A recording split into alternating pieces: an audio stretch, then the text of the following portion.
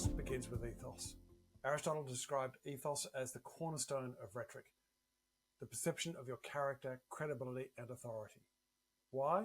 Because if your audience doesn't trust you, even the most logical arguments and emotional appeals are going to fall flat. So ethos isn't static, it's a dynamic relationship between you and your audience. It evolves throughout your interaction, beginning with your reputation and growing or diminishing based on your performance.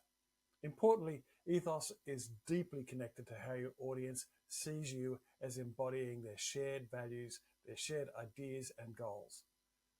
This is where social identity plays a critical role.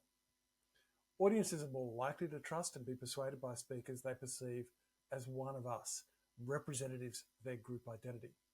Charismatic leaders achieve their influence not just because of individual traits, but because they seem to embody this collective aspirations of their audience.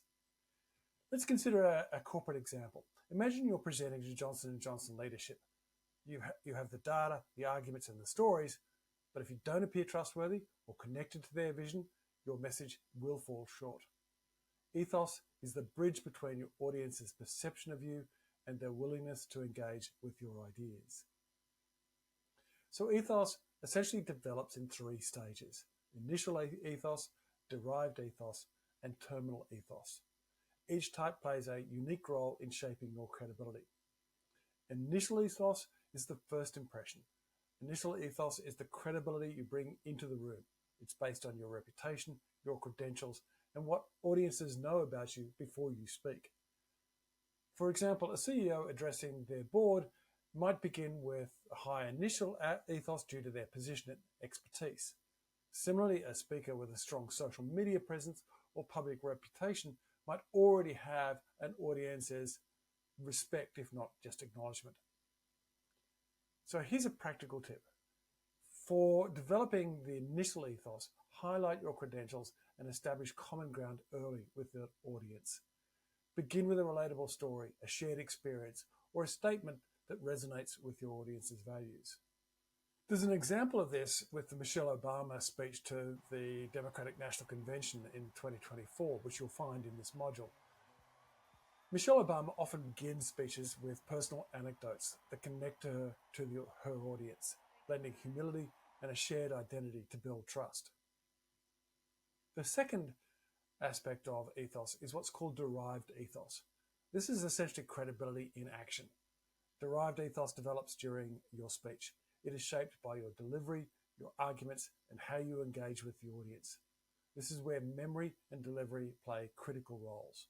Speaking fluently and confidently shows that you've internalized your message, while effective delivery, vocal dynamics, gestures, and eye contact reinforces your authority and connection. We also have an example of Lee Hsien Loong's deliberate and calm delivery in his May Day 2024 speech. This reflects Eastern cultural norms, which emphasize thoughtfulness and collective harmony. His gestures and pacing align with the values of his audience, enhancing his credibility in real time.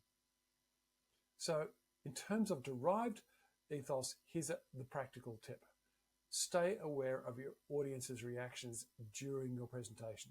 Adapt your delivery to maintain connection and show responsiveness, further building that derived ethos. The third and last is terminal ethos. Terminal doesn't mean what happens when you're dead or at a train station. It means the conclusion or at the end of the speech or at the end of the campaign. Terminal ethos is the lasting impression. It's the audience's perception of you after your speech concludes. It determines whether your message lingers in their mind and whether they'll act on it. A strong closing, one that reinforces your key message and leaves the audience feeling inspired or empowered, can solidify terminal ethos. So here's a practical tip for terminal ethos. End with a call to action that ties directly to your audience's goals. Summarize your message with clarity and leave them with a sense of purpose. In an earlier module, you saw Jacinda Ardern's speech in Christchurch. At the conclusion of her speech, Jacinda Ardern combined a message of hope and actionable steps, leaving her audience with both inspiration and direction. Ethos is not only about what you say, but also how you say it. This is where memory and delivery become essential. When your message is deeply internalized, when you speak with authenticity, confidence and fluency come not just from rigid memorization, but from a deep understanding of your ideas. Delivery brings ethos to life. The way you move, the tone of your voice, and your ability to maintain eye contact all contribute to how your audience perceives you. A confident speaker who aligns their nonverbal communication with their words enhances trust and credibility. Charisma is also often viewed as a gift of individual magnetism, but research shows that it is deeply tied to social identity. Charismatic leaders succeed not because they are seen as great people in themselves, but because they are seen as representing the values, goals, and ideals of their group. When audiences see a speaker as one of us, their trust and engagement increases dramatically. You can see this discussed in one of the readings that I've included for this part of this module. As a speaker, aligning your delivery with your audience's cultural norms and shared values can enhance your ethos and your charisma. In Western contexts, this might mean adopting an expressive and dynamic style. In Eastern contexts, this might mean a calm and more measured approach, which will build your credibility. So ethos, coupled with memory and delivery, are more than just rhetorical concepts. They are the foundation of trust and influence. Your ability to internalize your speech, align with your audience's identity, and deliver with authenticity determines the success of your message. So as we embark on this module, reflect on these questions. 1. What does your audience need to see in you to trust your message? 2nd, how can you align your message and delivery with their identity?